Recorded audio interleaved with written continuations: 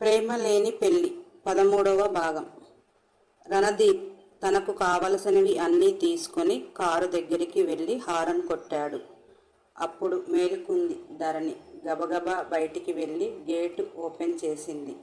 Car తీసుకొని drive చేస్తూ ధరణికి కన్ను కొట్టి మరీ వెళ్ళాడు.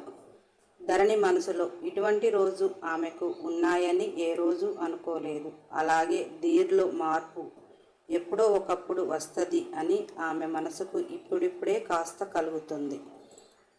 అతని మార్పుకి ఆమె వంతు సహాయం చేయాలి అనిపించింది. రణధీర్ తలుపులతో టిఫిన్ ఎలా చేసిందో, ఎలా ఉంది, బాగుందా లేదా అని తెలియకుండా తినేసింది. అంతా క్లీన్ చేసి పెట్టి కాసేపు రెస్ట్ తీసుకుంది. వంటకు అన్ని రకాలు సిద్ధం చేసి వంట చేస్తూ వాషింగ్ మిషన్లో బట్టలు ఆరేయటం, ఇంకా వేరే పనులు చూసుకుంటూ హాస్పిటల్కి క్యారియర్ సిద్ధం చేస్తూ అన్ని హాట్ ప్యాక్లో పెట్టింది. కాసేపు రెస్ట్ తీసుకొని 12:30 ప్రాంతాన స్కూటీ తీసుకొని హాస్పిటల్కి వెళ్ళింది. ఇంతవరకు ఏ రోజు ధరణి హాస్పిటల్కి క్యారియర్ ఇంటి నుంచి ఎవరితోనో ఒకరితో పంపిస్తుంది. ఈరోజు పని కట్టుకొని రణధీర్ తెమ్మన్నాడు అని తీసుకువెళుతుంది.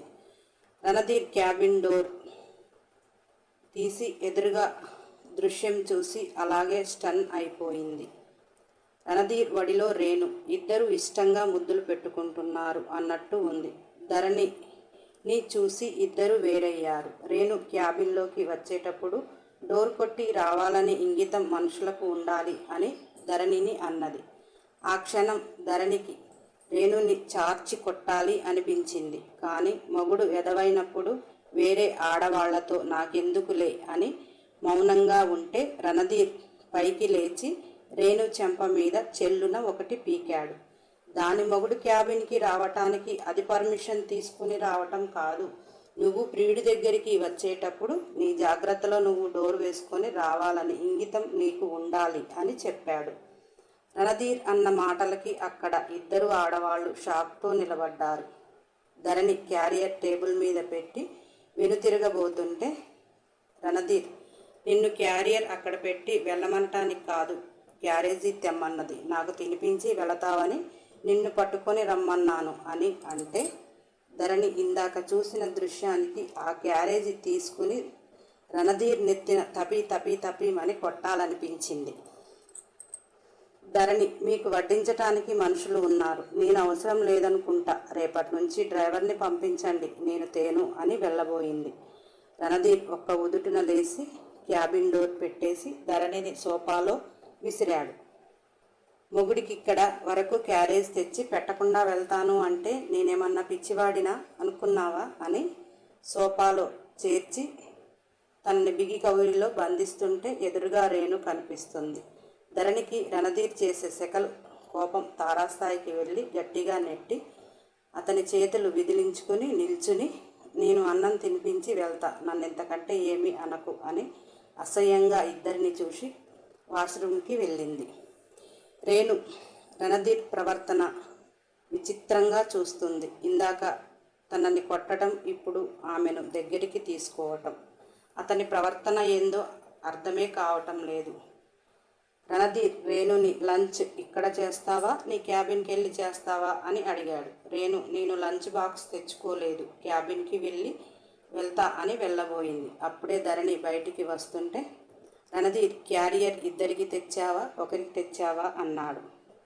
ధరణి ఆ రూమ్లో వచ్చిన దగ్గర నుంచి ఉన్న చిరాకు మొత్తం క్యారియర్ ఇద్దరి మందం తెచ్చింది. కానీ కావాలని నన్ను కట్టుకున్న మొగుడు ఒకడే అనుకుంటా, ఇద్దరికి ఎలా తెస్తాను అని అన్నది. దానికి ఇద్దరికి కూడా చంప పెట్టులా అనిపించింది. రణధీర్ అడిగినందుకు నాకు ఒకడే మొగుడు అన్నట్టు ఉంది, ఇంకొక మొగుడు ఉంటే ఇంకొక క్యారేజ్ తెద్దును అన్నట్టు చెప్పినట్టు అనిపించింది. రేణు, నేను క్యాంటీన్ దగ్గర నుంచి తెప్పించుకుంటాను అంటూ వెళ్ళిపోయింది. ధరణి రేణు వెళ్ళగానే డోర్ బోల్ట్ పెట్టి వచ్చి క్యారియర్ ఓపెన్ చేసింది. రణధీర్ సోఫాలో కూర్చుంటే కలిపి అతని నోటికి అందిస్తుంది. అతను ఏది ఇష్టంగా తింటాడో అదే ఇష్టంగా వండి చేసుకుని వచ్చింది. ధరణి ఇందాక అన్నమాట ఏమీ చెయ్యలేని వాడిలా ఆమె పెడుతుంటే తింటున్నాడు. ఎందుకంటే వేరే వారికి వంట చేసి తీసుకుని రావాల్సిన అవసరం ఆమెకు లేదు. దాన్నే చెంపపెట్టులా చెప్పింది. ఒకరికే తెచ్చాను అని అంటే పోయేదానికి నాకు 2 మొగుడులు లేరు అనే మాట రణధీర్కి కోపం తెప్పిస్తున్నా ఏమీ చేయలేక ఆమె పెడుతుంటే కోపంగా తింటున్నాడు. రణధీర్ ఎంత పెడితే అంత తింటున్నా అన్నం చాలా ఉంది. లాస్ట్లో కసిగా చూస్తూ అన్నం ఒకడికే తెచ్చాను అన్నావు అని ధరణిని అన్నాడు. ధరణి, నువ్వు తిన్నాక మిగిలితే పెళ్ళంగా నేను తింటా. దారిన పోయే అందరికీ తేటానికి నేనేమైనా అందరికీ వంట మనిషిని కాదు.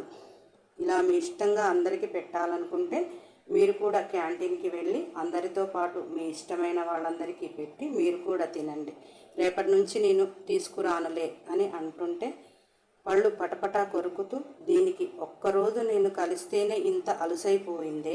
ఇంతకుముందు ఎంత భయంగా ఉండేది, కొంచెం కూడా భయం అనేది లేకుండా తయారవుతుంది. 2 రోజులకి నుంచి అనుకున్నాడు.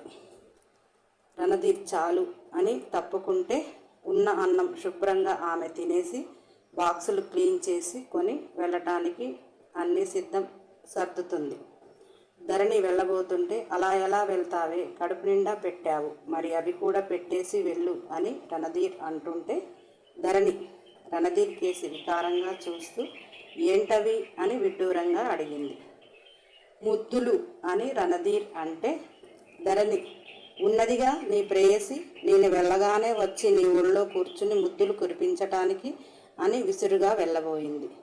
రణధీర్ ఆమెను చెయ్యి పట్టి లాగి మీద కూర్చోబెట్టుకొని, ఊళ్ళో పడుతుంటే వద్దని పారిపోవటానికి నేనేమైనా వెదవననుకున్నావా అని ధరణిని అన్నాడు. ధరణి, ఊళ్ళో చాలామందికి మొగుళ్ళు లేరు అనుకుంటా, ప్రతి చోటకు వెళ్ళండి, అందరూ మీద పడతారు వెటకారంగా లేవబోయింది. ధరణిని అమాంతం మీదకు గుంజుకొని, నేను ఎవరు వెంట పడను, నా వెంట పడేవారిని ఎవరిని వదలను అని రణధీర్ అంటుంటే, నేను మీ వెంట పడతలేదు, కాస్త నన్ను వదిలిపెడితే ఇంటికి వెళ్ళిపోతా అని అన్నది.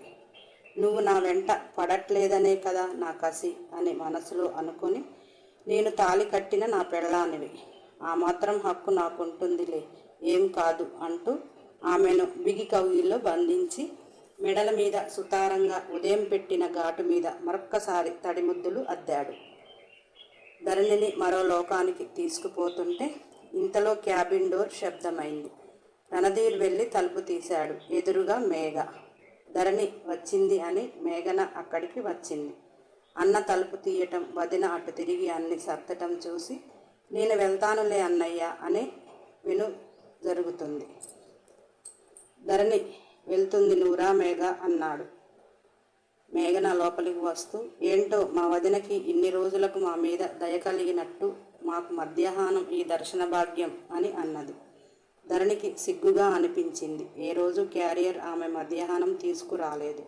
ఆమెకి మొన్న అలా జరిగిన విషయం మేఘనాకు తెలుసు. అందుకే భోజనం అతని కోసం తెచ్చిందా అనుకుంటుందేమో అని మనసులో ఏదో అలా అనిపించి మౌనంగా తలదించుకుంది.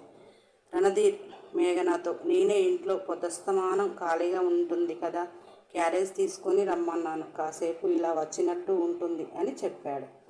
మేఘన, నిజమే అన్నయ్య, బాగా చెప్పావు, వదిన కూడా కాస్త హాస్పిటల్ గురించి అది ఇది తెలుసుకుంటుంది అని మేఘన అంటే, ధరణి, నాకు హాస్పిటల్ గురించి తెలుసుకునే అంత తెలివి లేదు, నాకంత తెలియదు, వద్దులే మేఘన, నేను ఇంటికి వెళ్తాను అని వెళ్ళబోయింది.